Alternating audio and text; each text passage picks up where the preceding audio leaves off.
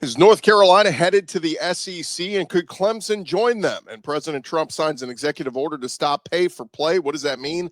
Locked On SEC starts right now. You are Locked On SEC, your daily podcast on the Southeastern Conference. Part of the Locked On Podcast Network, your team every day. What's up, everybody? Welcome into Locked On SEC. It's great to have you guys along. I'm Chris Gordy. Thanks for making Locked On SEC your first listen every day. Shout out to everydayers. We're free and available wherever you get your podcasts and on YouTube, part of the Locked On Podcast Network, covering your team every day. And today's episode is brought to you by FanDuel. Right now, new customers can get $100 or $150 in bonus bets when your first $5 bet wins. Visit FanDuel.com. All right, we got to dive right into it because the news came out yesterday, a report that North Carolina is exploring a potential move from the ACC to the SEC. Now, look, we've heard rumors like this before. So how substantial are they? Well, the On3 report says Tuesday report from Inside Carolina says North Carolina could be exploring that move away from the ACC to the SEC, quote, perhaps in the near future. University of North Carolina reportedly among several schools interested in seeking a departure from the ACC. Again, nothing new here. Remember a couple of years ago, Clemson and Florida State were very much intertwined about let's get out of here. And the ACC stepped up and was like, whoa, we have a signed contract with you. It's going to cost you a ton to get out of here, blah, blah, blah, blah, blah. Well, they went on, and more on that in a bit. But first, Inside Carolina, their sources reportedly naming the SEC as the conference the Tar Heels would be aiming to land in should it ultimately exit the ACC. Again, the report says, this is from Adam Smith at Inside Carolina, says University of North Carolina reportedly among several schools seeking departure from the ACC whenever the next round of collegiate realignment happens, and UNC could even be considered at the front of that pack alongside Clemson. Now, again, the ACC's exit fees dropped from $93 million in 2029/30 to a flat $75 million starting in 2030/31, which would figure to become an important final line of demarcation if the Tar Heels haven't made their departure from the ACC sooner than that. Now, Inside Carolina cites the March settlement to last year's lawsuit filed by Clemson and Florida State, challenging the ACC's conference exit fee and revenue distribution figures for providing a substantial victory to member schools for exploring exits, basically. And according to ACC settlement terms, like we said, the league's exit fees go from $165 million this current year to $147 million next year, and so on and so forth. That keeps dropping. So that's why they're looking at potentially 2030. So I understand it's 5 years away. It still is a ton of money. But again, $75 million by 2030 isn't a whole lot. So, again, the report, North Carolina could be considered at the front of the pack alongside Clemson in coming to the SEC. Now, this goes back to my conversations years ago with, even when I asked Greg Sankey at SEC Media Days about a potential expansion. What factors most into it? Is it big brands? Is it ratings? What is it? And, I think it's twofold here. I think the conversation is, yes, ratings matter. But particularly TV ratings in states that they don't currently have, eyeballs. And that's what several, high-ranking people have told me over the years, is that the SEC kind of looked at it as, Texas is a monster brand. Texas is a monster state. So just because you have Texas A&M doesn't mean you got the whole state of Texas. Basically, Central and all West Texas is Longhorn country. You got tons of Texas fans. So adding Texas made sense there. Adding Oklahoma made a ton of sense, too, from a standpoint of the SEC was not in the state of Oklahoma. So now you have TV sets and eyeballs from a whole new state. So this is where it gets interesting with North Carolina. I've been told about North Carolina for years. SEC would love to get into the state of North Carolina because it's a whole new state, all new eyeballs. And particularly, they brought up the basketball. UNC basketball is one of the few revenue-generating men's basketball programs, or at least doesn't operate at a total loss. They make a ton of revenue. And so you start to think about how cool that would be with UNC basketball and the Jordan brand in the SEC, and potentially, could we get a home, yearly rivalry with Kentucky versus North Carolina? I think most people would say, sign me up for that. And then there's a thought on football. When these conversations were first brought up a couple years ago about UNC and the SEC, it was, UNC football, it's okay, but it's not great. Well, Greg Sankey now looks at North Carolina and goes, oh, Bill Belichick is there. Oh, yeah. They've got a pretty Charmin soft schedule for 2025. There's a good chance that North Carolina does some damage this year in football, becomes a relevant football, more relevant football program again, and starts generating a lot of revenue. That is attractive for the SEC. But again, this would be several years from now. Would Bill Belichick even be coaching at North Carolina by 2030? I don't know. All I'm saying is they have a chance to kind of put, their foot in the ground as far as a football program and say, hey, we're not a total, whatever, dismiss us. We're a pretty formidable football program. So that will be fascinating to see. But again, the conversations with Sankey and other officials over the years have been about, do you get into other states? Virginia is another one that was brought up to me. Virginia basketball has been a nice power. Virginia baseball has been really good. Virginia football, not so good. But again, a whole nother state that the SEC is not in and more eyeballs. Now, the Clemson one is where you get interesting, because I was told years ago by somebody, they said, yeah, they're probably not going to add Clemson because they're already in the state of South Carolina with the Gamecocks. True, but look at what Clemson has. Clemson's got a massive following. It's a program that's won 2 national championships in the last decade plus. So again, there's an appeal there. If you're able to get a Clemson, I think they fall into the Texas category of massive brand. Look, travel across to other states. I've been to different cities across the South and outside the South. There are sports bars that do Clemson watch parties. You're going, why are there Clemson fans in Houston or, Atlanta and other places? And Clemson's got a following. And so, again, not so much to the massive brand that Texas has, don't get me wrong, but that's one where maybe you make an exception. And the other one I always go back to is Florida State. There's been mutual interest there in years past. Again, the massive fees is a big thing. But let's be real. Have you ever been to Florida State's campus? It looks like an SEC campus. It's a beautiful, beautiful campus, beautiful stadium. They've done upgrades to the practice facility over the years. And if you're going from anywhere, I don't know, Austin, Texas, or College Station, Texas, or Baton Rouge, Louisiana, or, driving down to I-10 from Auburn and then head east and you want to go to Gainesville, you pass through Tallahassee on the I-10 corridor. They're right there in the SEC footprint. So, again, I've always said Florida State would make a lot of sense, but I get it. You feel like you already got in the state of Florida because of the Gators, so be it. But anyway, it's a fun thing to kick around. The talk of conference expansion is always kind of, it amps people up, gets people super excited about what this could look like. I've always been of the mindset, maybe we pump the brakes a little bit on wanting to do this and do this so fast and so quickly. I mean, the SEC's at 16 games.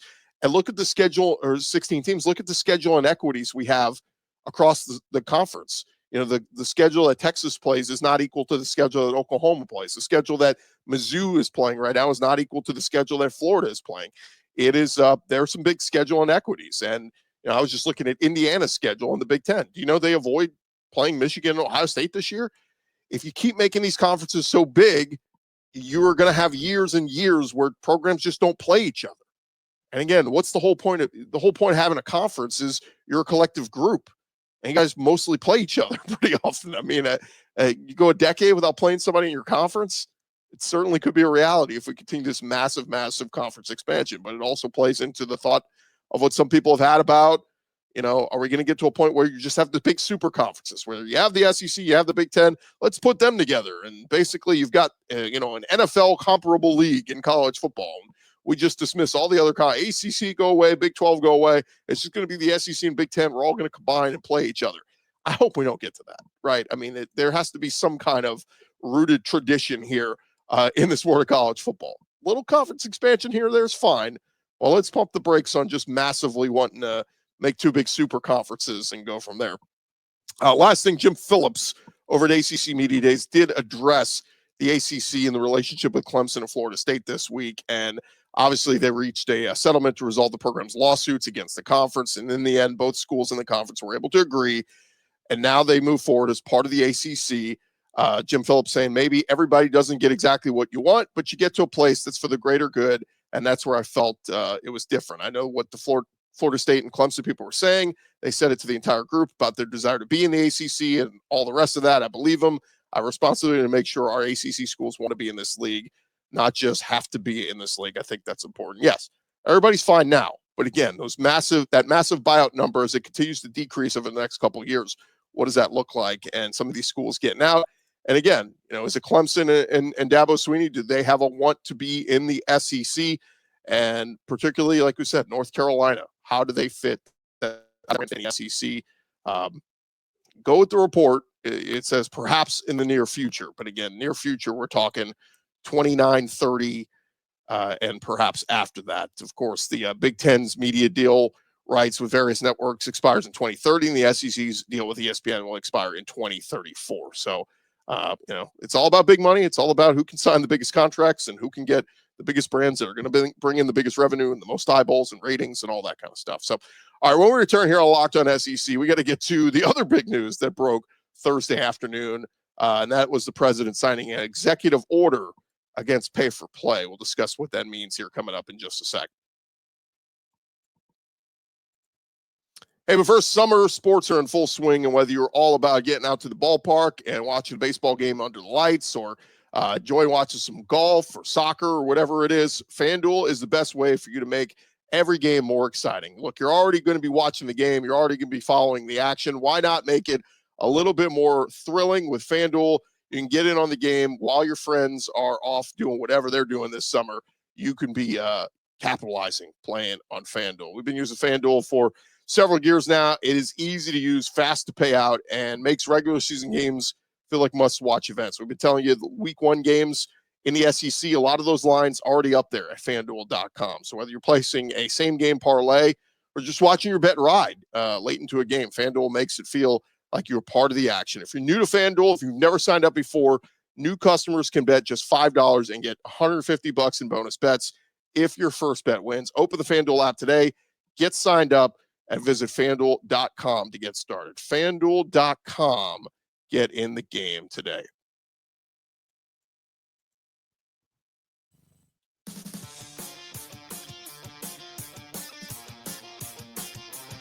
All right, run along here, Locked On SEC, part of the Locked On Podcast Network, covering your team every day. And the other big story to come out Thursday afternoon, President Donald Trump signing an executive order relating to college sports. What does all this mean? Well, basically, in summary, the executive order on Thursday will prohibit third-party pay-for-play payments and will direct the Secretary of Labor and the National Labor Relations Board to clarify that athletes are amateurs and not employees, according to the White House. The order is called Save College Sports. The fact sheet says President Donald J. Trump saves college sports. The executive order has multiple items. Basically, the NCAA and Power 5 leaders have been long pursuing congressional action on Capitol Hill, most recently with the introduction of the SCORE Act in the House. Executive order prohibits third-party pay-for-play payments, but does not apply to legitimate fair market value compensation that a third party provides to an athlete, such as for a brand endorsement. So again, this is trying to get back to the root of what NIL was intended for. That is true name, image, and likeness. This is, I don't know, give me a famous athlete this year, DJ Lagway at Florida. Let's say Raising Cane's comes along and says, DJ, we want to pay you $1 million this year. We're going to put you in a couple commercials. We'll have you do some social media ads for us and all this. That is totally legit. Again, if the College Football Commission signs off for, the clearinghouse says, well, we think that this is worth $1 million. And this is where it gets sketchy, because fair market value, who is there to determine fair market value? Well, this commission, right? This clearinghouse, NIL clearinghouse, is the one that's going to decide what's fair and what's not. But to me, like I always say, fair market value is what someone is willing to pay you for. If I cut lawns for a living and most of the houses pay me $40, great. But if one house comes along and says, you know what, you do such a fine job, I'd like to pay you $500 to cut your lawn. Or that's fair market value. That's what that person is willing to pay you. It's, is somebody supposed to step in and say, no, wait, now $500, that's way too much. That's what the person wants to pay. That's fair market value. That's what the person is willing to pay. So, again, it's unknown what entity is going to have the authority to enforce the prohibition of third-party pay-for-play payments included in this order, but the executive order will streamline some of the top items on the NCAA's wish list. The order requires the preservation and, where possible, expansion of opportunities for scholarships and collegiate athletic competition in women's and non-revenue generating sports. So basically, they're trying to also say we're going to make sure that there's no scholarship reductions and all this on the non-revenue generating sports, trying to respect Title IX and women's sports as well. But the NCAA, Charlie Baker said in a statement, the NCAA is making positive change for student athletes and confronting many challenges facing college sports by mandating health and wellness benefits, guaranteeing scholarships.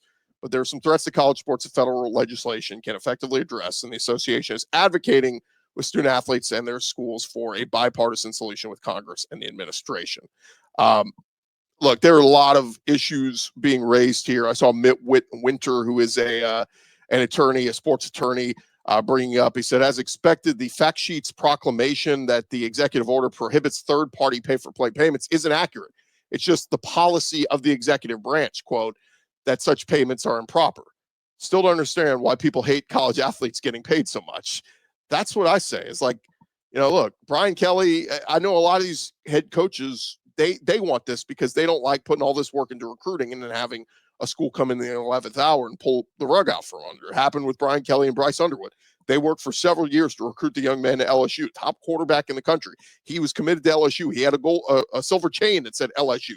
He was LSU through and through until the Oracle of CEO of Oracle, who happens to be a big Michigan guy, says, you know what? Let's pay him $7-8 million, whatever. Let's get him to Michigan, make him a Michigan man. Suddenly, Bryce Underwood's putting on the Michigan maize and gold and going, I am Michigan through and through. But the problem with it is, I mean, like, we may not like it, but I don't have a problem with it. Like, if somebody wants to pay that young man that much for his services, let him.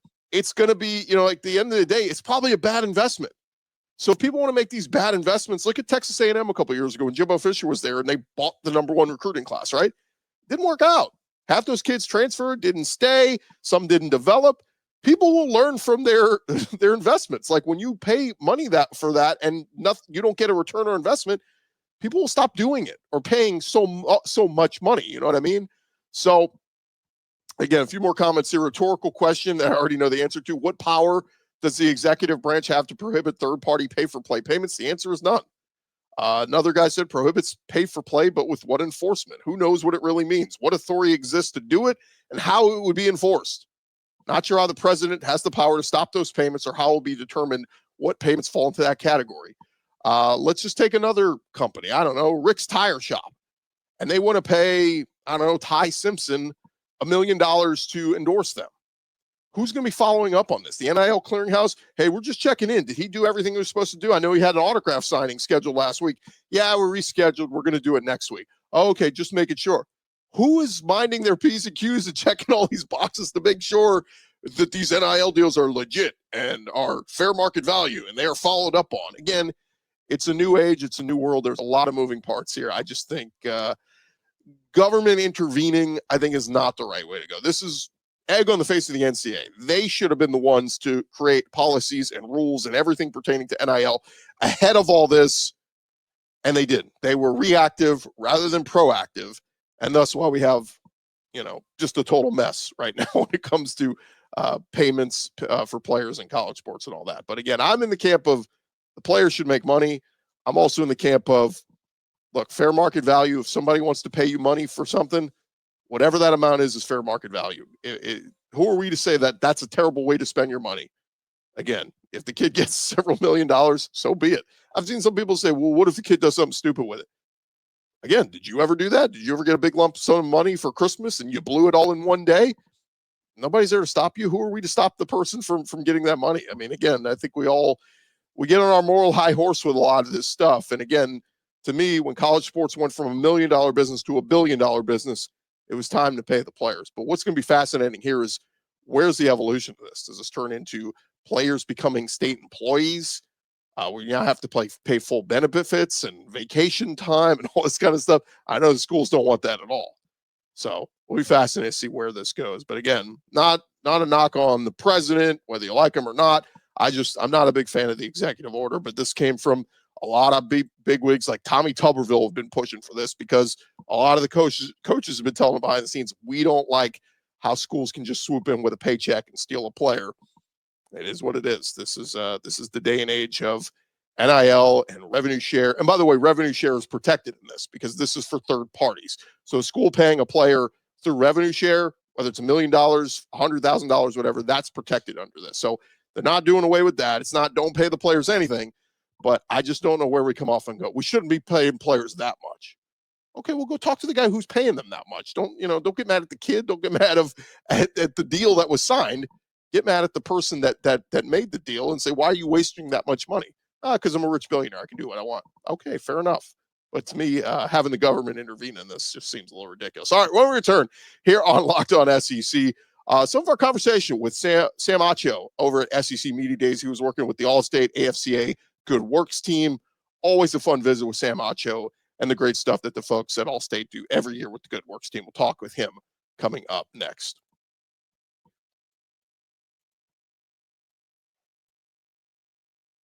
It's always fun to talk with you because you're a Longhorn, and now you guys are in the SEC. A year in, do you feel are you ready to chant SEC, SEC? I'm still not, man. I'm not gonna lie to y'all. Like I feel like everyone's like, oh, is Texas going to be ready for the SEC? I was like, is the SEC going to be ready for Texas? Yeah. And we saw, of course, Texas lost to Georgia twice, but Texas got a chance to represent the SEC well. And so there's still, I played in the Big 12 era, so there's still a lot of Big 12 in me, if you will, at least when it comes to what Texas is.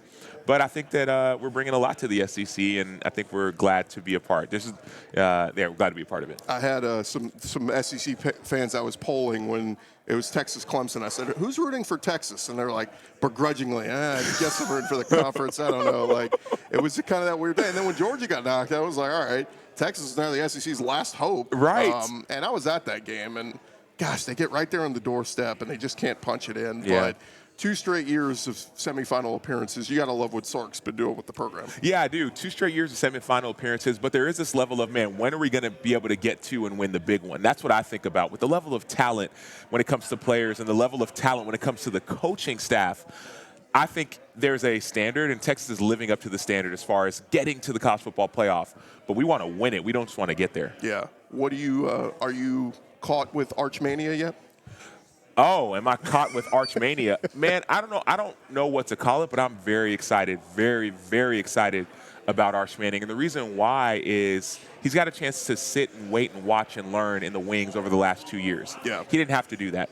He's got a chance to learn the offense, learn the system, learn the scheme, learn how to be a pro. I know it's college, but learn how to be a pro behind Quinn Ewers. Learn about the pressures. Of course, he has his uncles, but he's got a chance to see it in this new landscape. And, oh, by the way, there are defensive coordinators, at least last season, who didn't want to see him. They were happy when Quinn Ewers stayed in the game. And so I think that I don't know if I'd call it Arch Mania. I think there's a level of hype in Arch Mania. Right. I'm not there yet. People are saying he's a Heisman favorite. I'm not there. Yeah. But, man, I think he's going to be able to turn a lot of heads. And getting to talk to him a couple of times, I mean, the kid he's mature beyond his years. He's brought up the right way and does it the right way. I mean, from that standpoint, yes. But the question is, if he was Arch Davis, would he be getting this hype? I mean, the Manning name brings the hype with it, but you can't argue. I mean, the game action he got into last year, he looked the part.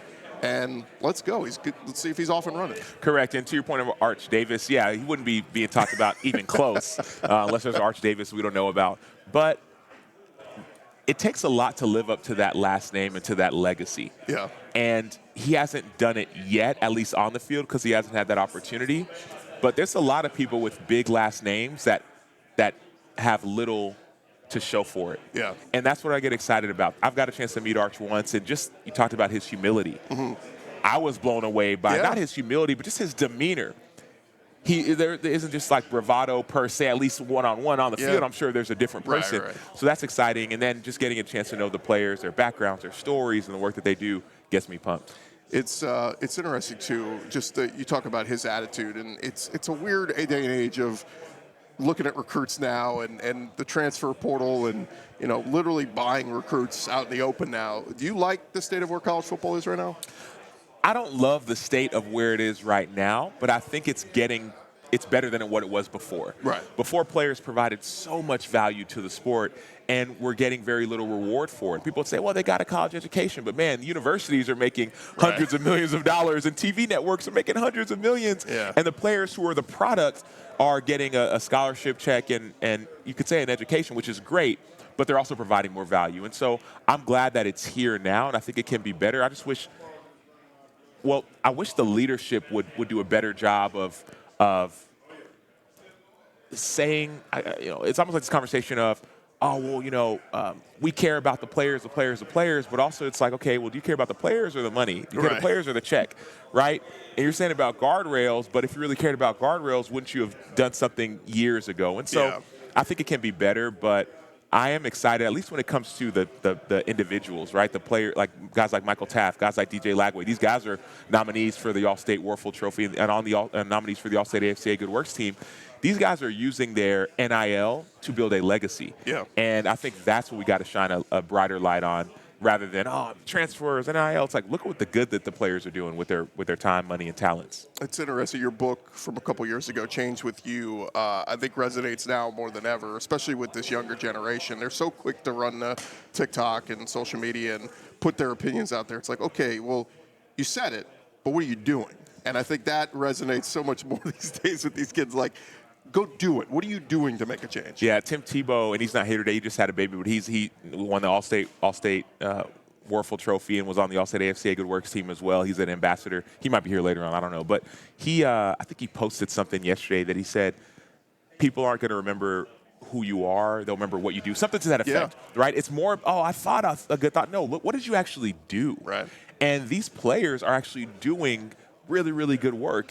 And that's what I get really pumped about. They're using their NIL to go and start nonprofits, to go and start foundations. They're donating their time. There's a guy at Kentucky, tight end named Josh Caddis, who's doing Dancing with the Stars Lexington in order to raise money for the Children's Hospital there. Wow. Right? There's a guy named Genesis Smith, I believe his name is, and he goes to U of A, Arizona, and he's starting a nonprofit because his grandma started one. He's leaving a legacy. So these guys aren't just sitting back and collecting their checks and sitting on their hands. They're saying, what can I do, not just what can I say? Yeah.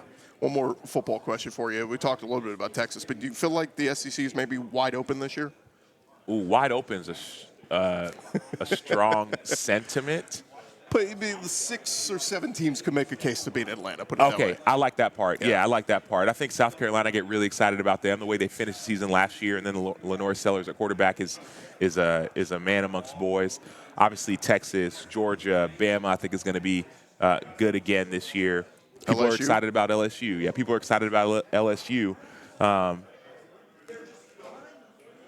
think wide open is still strong. But to your point, there are 5-6 teams that could win. Yeah. I mean, Vanderbilt beat Alabama last year. They did. Diego Pavi's back. He is. I just wonder about their depth. Yeah. I think Vanderbilt can beat, do I want to say beat anybody? They almost beat. They play Texas pretty tough. I mean, Vanderbilt can compete with anybody. Their coaching staff is really, really good. Yeah. But I think sometimes it comes down to depth. Right. Let's say an injury happens, and that's when you start to get concerned. Yeah, and that's the toughest part with these teams now is, you go out and spend a fortune in the transfer portal for a star player, but when he gets hurt, what do you have behind him? Well, nothing. It's like that's when it really shows, like, you still got to recruit. You still got to roster build through recruiting and maybe address a need or two through the portal. But correct. That's kind of how it's got to go these days, right? Correct. Yeah.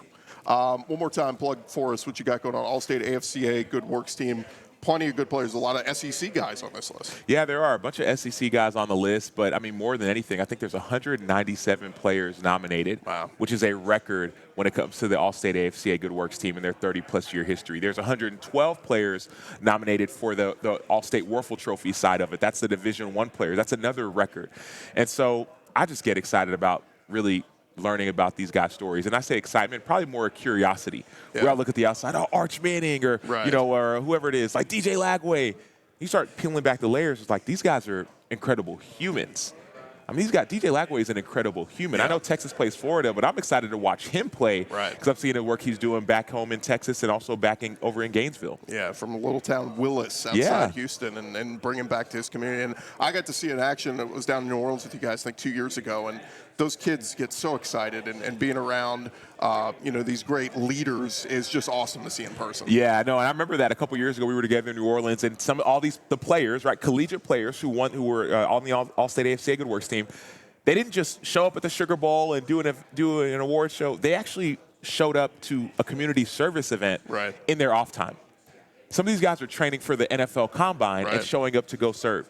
And so it's not just about what they're doing now, but young players are watching. That's why I do say I'm excited about where college football is going, because young players who are 15, 16, maybe 10-year-olds are watching these guys like Ladd McConkey, who won it last year, and saying, man, look how great he was in college, in the NFL, but also look at the work he's doing in the community. That's what I get excited about. Yeah, he's helping my fantasy team a little bit. There too, you are. so They love the fantasy side as well of it, too. Great. He's probably going to have another great year fantasy-wise as well. He is Sam Acho. Sam, always great to catch up with you, man. Keep being that shining light that everybody needs. And, of course, all the great work with the All-State AFCA Good Works team, man. Thank you so much. All right, thanks again to Sam Acho, and thanks to you guys for making us your first listen every day. Shout out to North Carolina, maybe coming to the SEC. Shout out to the executive order on trying to stop third-party pay-for-play.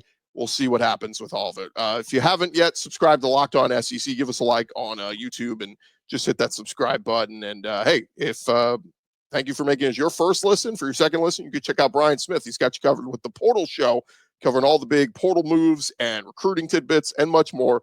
Find the Portal on YouTube or wherever you listen to your podcast. I'm Chris Gordy. This has been Locked On SEC. Have a great day, everybody. We'll talk to you guys tomorrow.